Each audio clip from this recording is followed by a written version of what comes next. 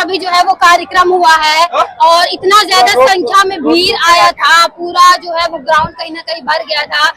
और जिस तरीके का वो बात बोले हैं कि नरेंद्र मोदी को लेकर जैसा बात बोले हैं या नीतीश कुमार को लेकर जैसा बात बोले हैं, उनका कहना है कि अब जो है वो वोट और छठ के बाद जो है वो कहीं ना कहीं बदलाव देखने को मिलेगा, यानी कि इलेक्शन के बाद बदलाव देखने को मिलेगा। कितना ज्यादा आप लोग भी उनके इस विजन में, उनका ये जो संघर्ष है, कितना ज्यादा आप लोगों का उसमें कदम से कदम मिलाकर चलेंगे? देखिए, मैं बता देता हूँ, आप बोले कि ग्राउंड ही भर गया था, मैं उस बात को थोड़ा सा क्लियर कर देते हैं कि ग्राउंड ही नहीं, यहाँ मधुबनी से लेके सकरी तक पूरे रोड पर लोग और बस में भर भर के, टेम्पो में भर भर के लोग रहा है। तो ये ग्राउंड ही नहीं, ये पूरा मधुबनी के रोड जाम हो गया था और 4 घंटा हमारे सूत्रधार को रोड पर रहना पड़ा और इसलिए इतना लेट में यहाँ आए हैं।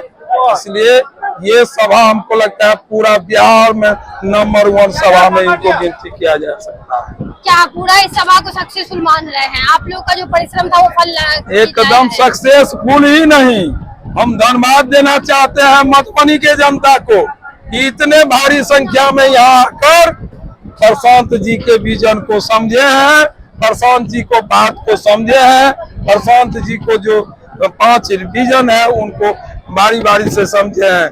रह गए आप बोले हैं कि बीजेपी पर क्या बोला जाए, बीजेपी पर कि जुमला के सरकार 15 लाख कहाँ गया, ये जुमला की सरकार स्वास्थ्य व्यवस्था कहाँ किया, जो भी इनका मंत्री है, जिस पर भी चार्ज है, उस पर अभी तक कोई कार्रवाई कहाँ हुआ। तो ये बीजेपी का ज्यादा बोलने की जरूरत नहीं है, दोनों जो है हिल चुके हैं। यहाँ सिंगल जन स्वराज आएगी और जन स्वराज सरकार बना रही है।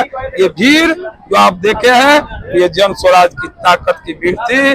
जिला कमेटी, ब्लॉक कमेटी और अनुमंडल कमेटी की ताकत और 6 नेतृत्व की जो अपना नेतृत्व है उसकी क्षमता की जी। तो देखिए, ये इंद्रशेखर झा थे और जिस तरीके का भीड़ देखने को मिला है, कहीं ना कहीं इनका कहना है कि वो आगे आने वाले इलेक्शन में जो है वो कहीं ना कहीं बदलाव दिखेगा। देखते हैं आगे क्या होता है।